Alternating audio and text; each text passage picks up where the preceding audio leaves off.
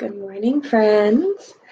I have a story for you today and a new friend for you to meet. So, first, I'm going to introduce you to my new friend. Remember, last week I had a new friend. His name is Mr. Snuggles. Well, today's new friend is a happy little chameleon. His name is Buttermilk and he has a story of his own, just like Mr. Snuggles did. So, our story today is by Leo Lionni, who is an amazing author, and the story is called A Color of His Own.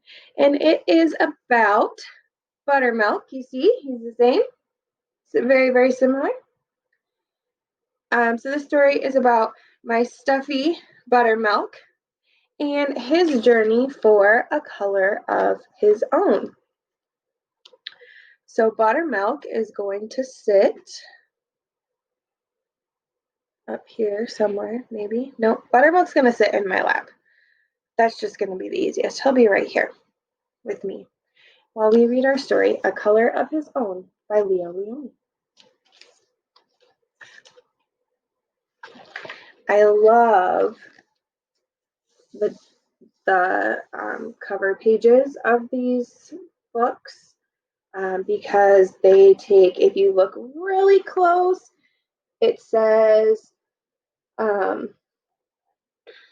Lionni on it, and it has lots and lots of little chameleons going every which way and upside down, and it's so cool and it's so pretty. Okay. A Color of His Own.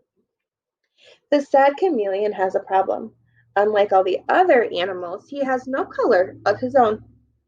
Changing wherever he goes, he turns red with the autumn leaves and black in the long dark winter. But in the spring in the green grass, he finds a delightful solution.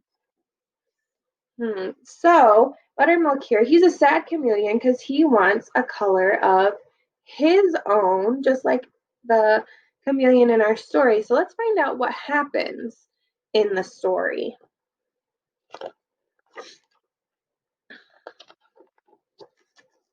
Parrots are green. Goldfish are red. That's kind of silly. Aren't goldfish gold? Elephants are gray. Pigs are pink. All animals have a color of their own. Except for chameleons. They change color wherever they go. On lemons, they are yellow. In the heather, they are purple.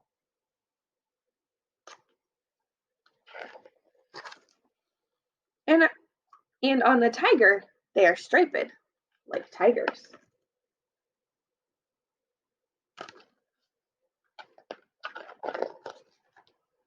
One day, a chameleon who was sitting on a tiger's tail said to himself, "If I remain on a leaf, I shall be green forever, and so I too will have a color of my own."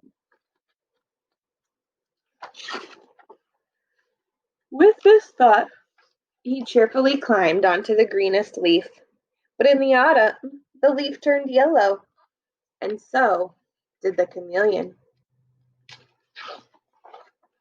Later, the leaf turned red, and the chameleon turned red too. And then the winter winds blew the leaf from the branch, and with it, the chameleon. Oh no, he's falling! The chameleon was black in the long winter night.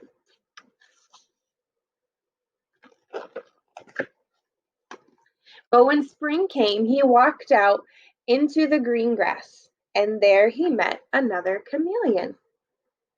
He told his sad story. "Will we ever have a color of our own?" he asked.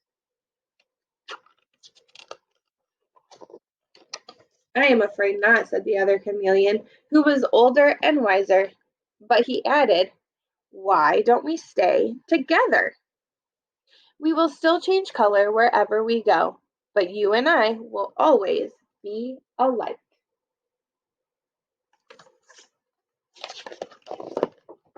And so they remained side by side. They were green together and purple and yellow and red with white polka dots, and they lived happily ever after.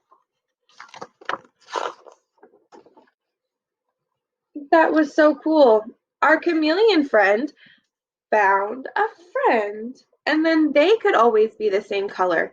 And although they didn't have a color of their own, they always had a friend. I hope you enjoyed Buttermilk's story today, and I will see you next time. Bye, friends.